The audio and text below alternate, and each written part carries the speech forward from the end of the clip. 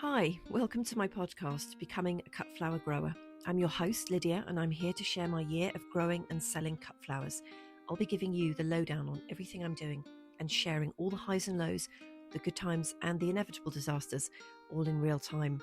Join me on my cut flower journey, starting right now. Hello, and welcome to the latest episode. It is Tuesday, the 11th of November, 2025.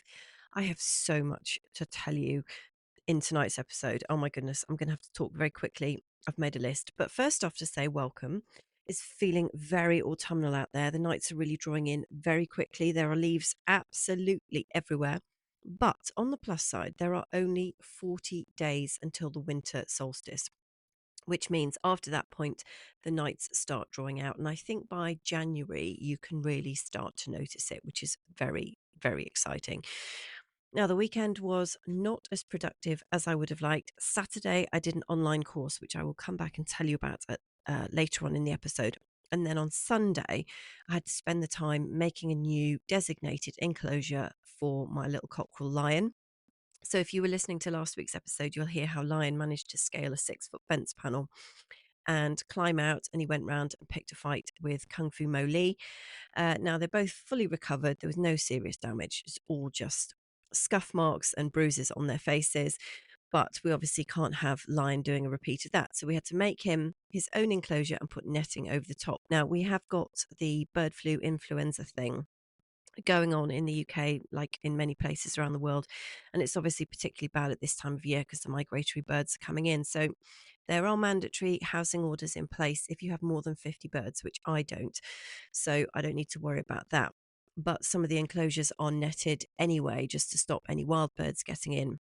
And I've got all the disinfectants and all the protocols in place anyway, just to be on the safe side, because you just can't take these things lightly anyway. So Lion has got a fantastic new, lovely, decent sized enclosure with his little house in it. And the most important thing, he's got a girlfriend now. And because Lion is just enormous, I think he's taller than his dad, and I didn't think anybody could be bigger than his dad. So it was quite tricky to find a lady that could go in with Lion and just not be completely crushed under the weight of him. So I picked our biggest girl, Kiki D. And so Lion and Kiki now have their very own house and their very own enclosure, and that is brilliant, and that's all sorted. But that did mean that most of the weekend was taken up faffling around moving 6-foot fence panels, which on a sloping site after significant amount of rainfall and very slippy terrain and no grass left really was absolutely treacherous, but it's been done now.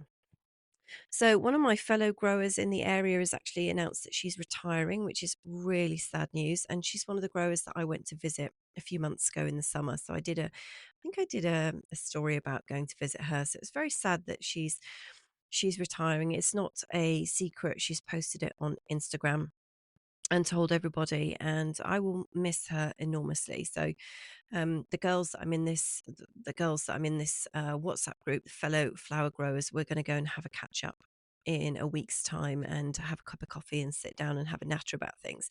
So that will be really, really nice. But she's been incredibly helpful and kind to me. I'm talking like she's died. She's not died, obviously. She's going to be carrying on, and hopefully I will um still be able to learn from her, and she was just incredibly kind and welcoming to me. And it's just sad that she's not going to be supplying flowers anymore, because she had a beautiful plot and fantastic, incredible flowers and dahlias up there. She had a very professional setup.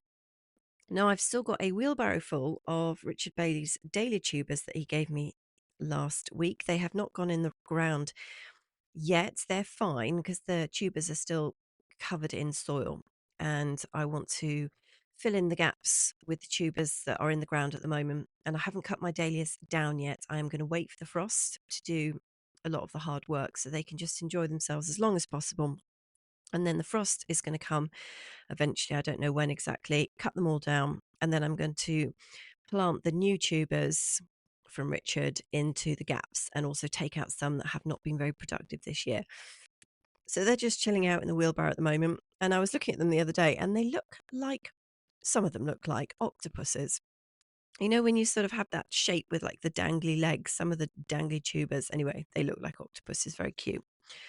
I have been reading a fantastic book this week and I really want to share it with you. You might find it interesting. It's called The Lean Farm by Ben Hartman. Now, I've put a link in the show notes.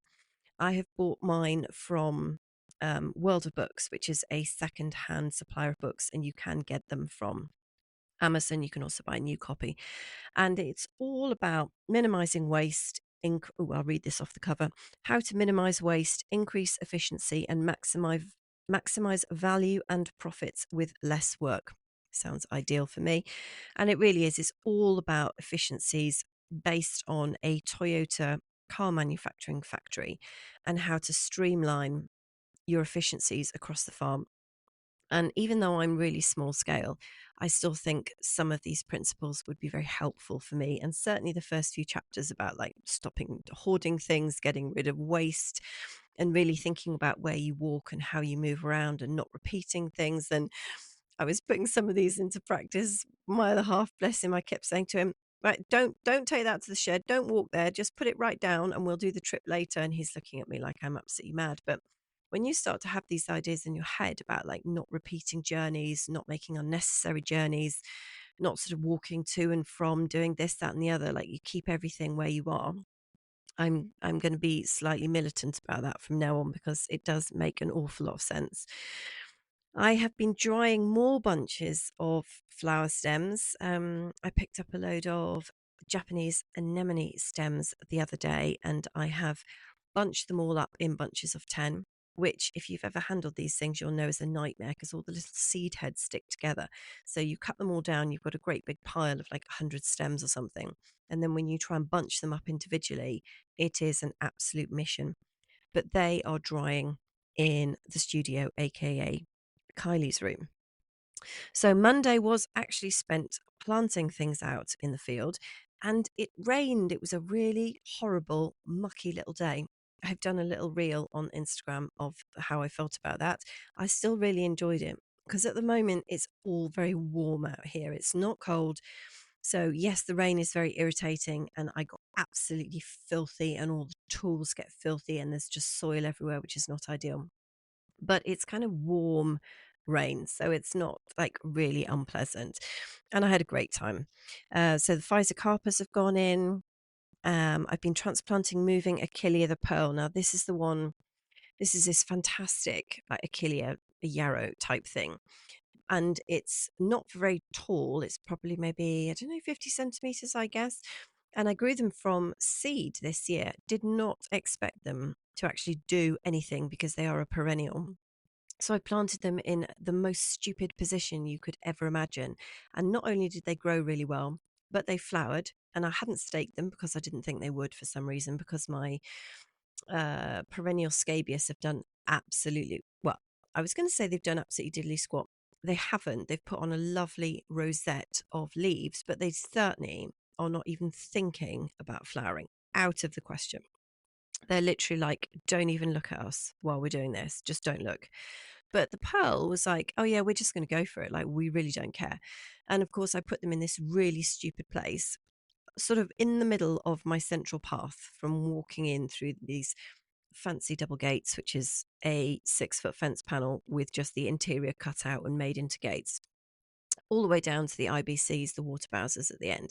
And I put these things in, and then obviously I couldn't move them in the height of the season because they were flowering and doing their thing. But now they are being moved into one of the new long beds that I've made. So that is great. And I'm glad to have them out of the way because I'm terrified that either I or someone else is going to step on them. And interestingly, when I move them, they are spreading, like they've got these sort of underground rhizomes that are just spreading out.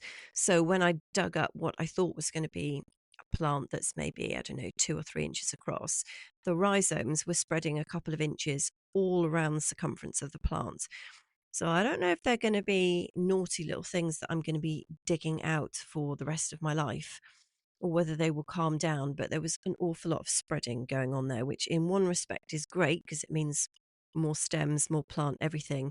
And on the other hand, it makes me a bit suspicious that they can put on that much growth in their first year.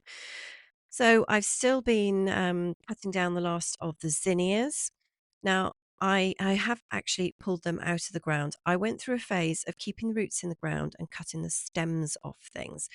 And I did this for quite a long time because I felt like it was important to keep the roots in, just to not disturb the soil, not lose the structure. And because I'm on a slope, you have to be a bit mindful of not ripping everything out and the soil washes away. It's not that steep, but it's just something I had in the back of my mind. But after I nearly killed myself tripping over sunflower stems because they were so big, I couldn't get the cut at the soil level. So there was about maybe 1 or 2 inches sticking up. And I thought, well, that's fine because I'll see them. I mean, that's obvious. Well, it wasn't obvious. And I nearly killed myself. So now I'm starting to take all of the roots out unless it's incredibly thin stem and I can risk leaving them in. Now, the other thing that happened today that was hugely exciting is that I had a unicorn on the field. Now, if you listen regularly, you'll know that unicorns are florists. And I call them unicorns because they are just quite tricky to get hold of. And they're really, really very special. Now, this lady that came this morning, she came to pick up a mixed bucket of stems. And she's somebody that was recommended to me by my normal wedding and event florist, my special girl that has been buying from me all year. And I had not managed to get this new lady to the plot. Everybody's busy. I get it. It's not a criticism. But I was beyond excited when she messaged me last week and said, have you got any stems? Anyway, she came to pick them up this morning. I cut actually on Sunday morning because I knew we were going to have an absolute ton of rain and I didn't want anything to get ruined. So they have been sitting in Kylie's room in the dark, just relaxing. But, we've just had a terrible week of rain and I didn't want to risk losing anything. And she turned up this morning. She was a bit surprised that I still had stems left.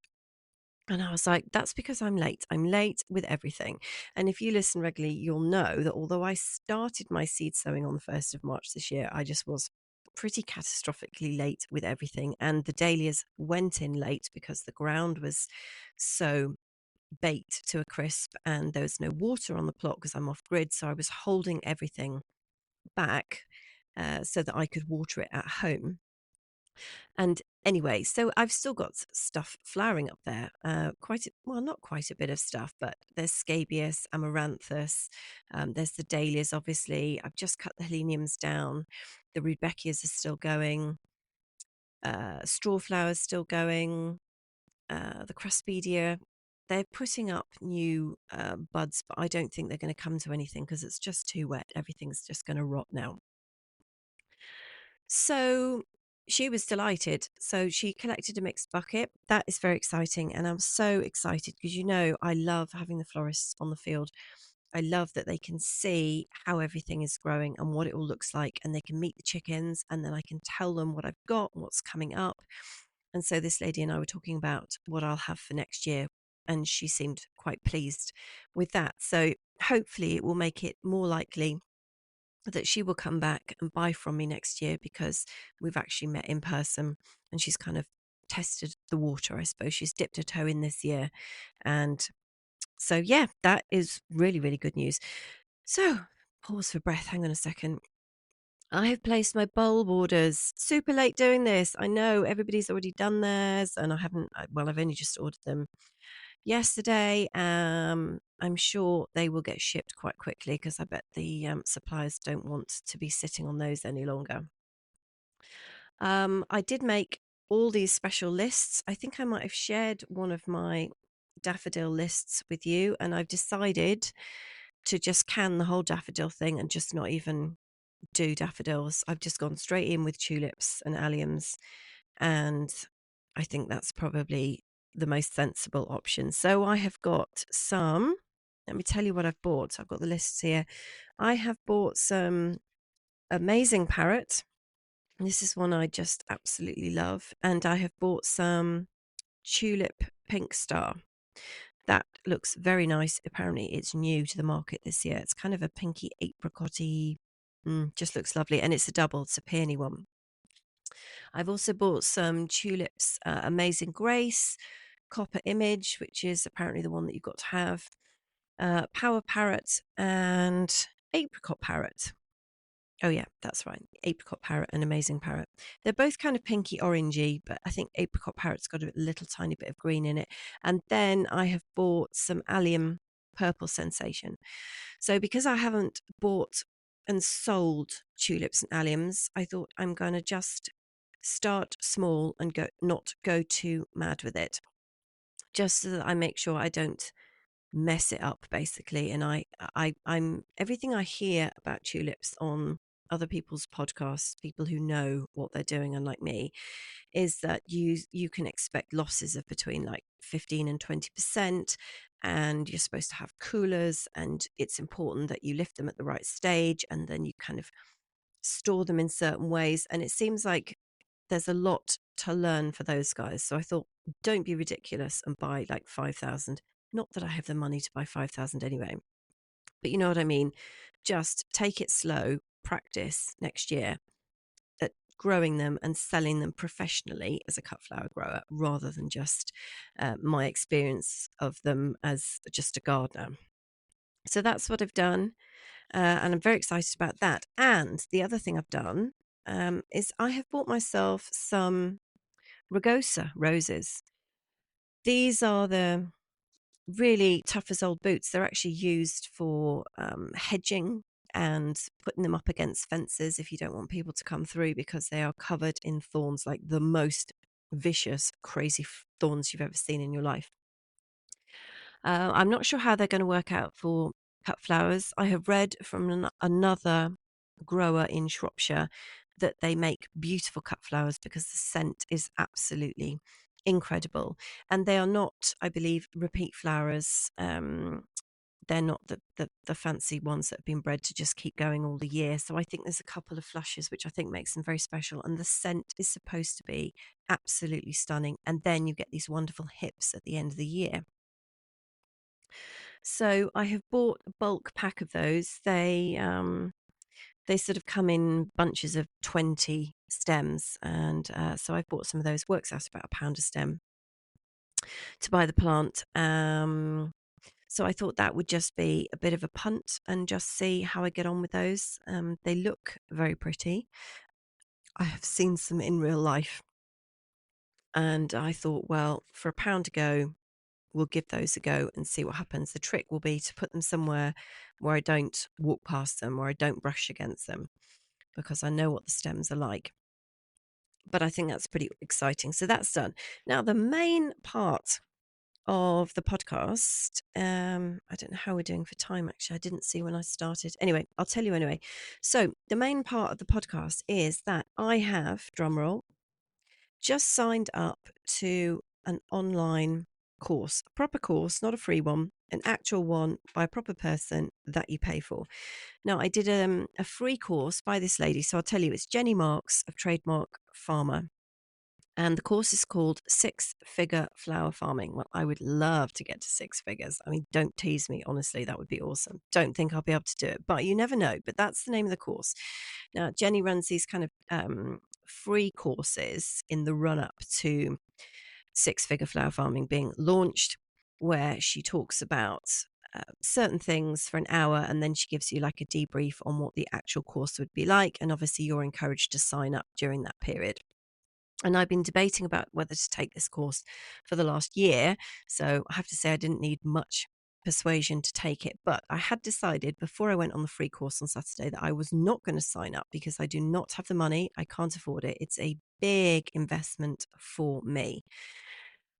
And then I've been dithering back and forward. I've been thinking about it for hours. Honestly, I have spent hours doing the pros and cons. I made a list. I was thinking about all of the reasons why I should do it, and then obviously all the reasons why I shouldn't do it.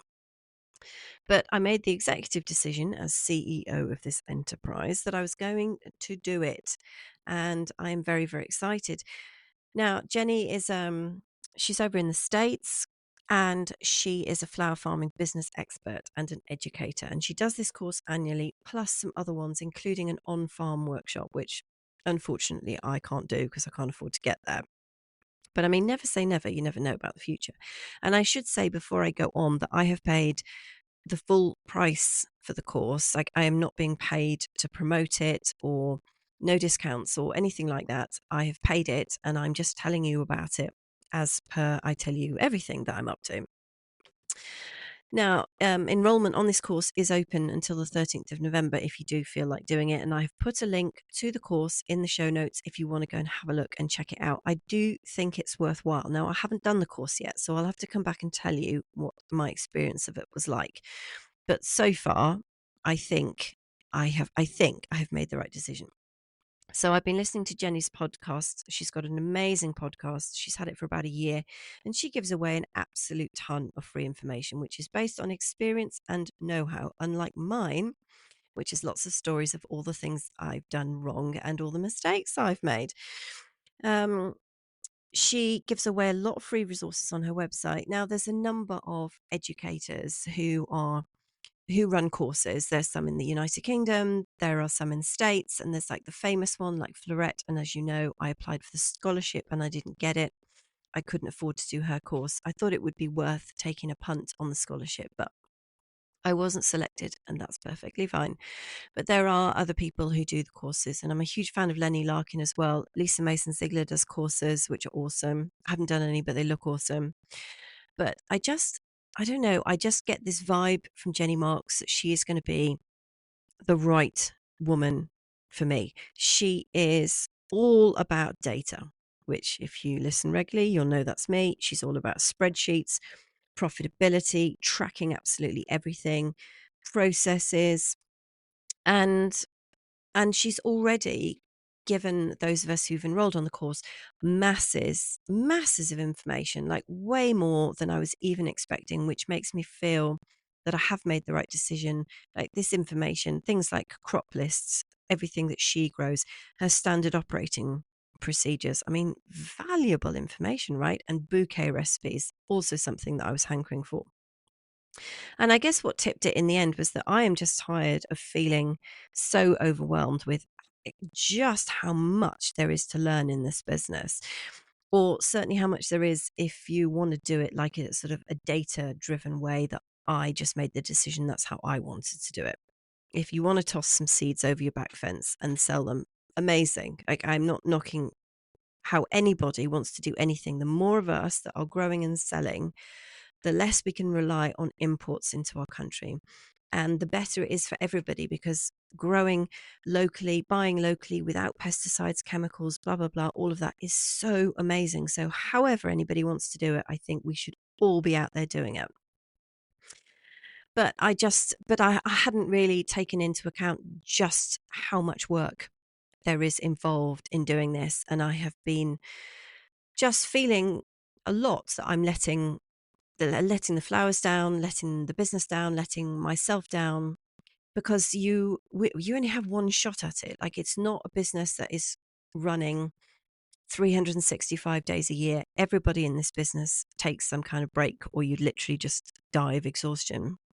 But especially, in the climate, I'm in the south of England, but I still can't grow enough all year round. It is just nobody is doing it unless you've got like heated greenhouses and all of that. And with the cost of living in this country, no one is doing that either.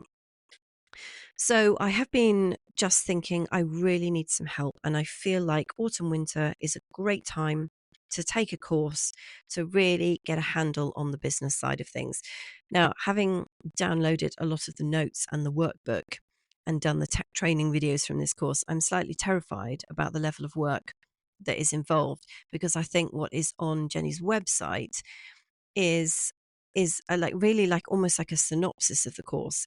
It doesn't um go into like really full on granular detail, and which is probably very sensible, but I think it doesn't do justice to the course in one respect, because you could look at it and think, oh, that's a little bit lightweight. And then you get into it, and I'm looking at stuff thinking, oh my God, this is like really, really, really complicated.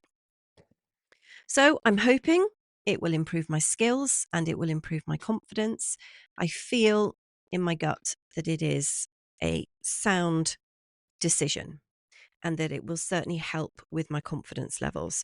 And it starts on Friday, so I can't wait. I'll let you know. I'm not going to be able to share all the details or I'll get sued, but I'll be able to give you an overview, I guess, of how I'm feeling about it or how I'm finding stuff. I don't want to upset Jenny. So if Jenny's listening, she won't be. She's too busy doing all her amazing stuff, but I won't be sharing everything on the podcast, obviously. Right. Final things. I haven't had any messages this week. Nobody has messaged me. It's fine. I'm not complaining and I'm not having a go at you. But it did occur to me that you might think about messaging and think, I don't want Lydia to read my name out and read my question out on the internet for everyone to hear. And I completely get that. I went through a phase, I think, of not naming anybody. Then I went through a phase of naming names. And it could be that you're someone that's like, I don't want my name mentioned or my question read out. And that is completely right. It's tricky for me to work out the balance of how it should go. And maybe I should just not name anybody. Maybe that would be easier. Yeah, maybe I should do that. But if you do want to send me a message and you have a question or there's anything you want to share with me or that you think other listeners would love to hear about and you don't want your name mentioned, then just say in the message, like, don't mention me. I won't be offended in the slightest. I'd rather hear from you and know that you don't want me to mention you than not hear from you at all.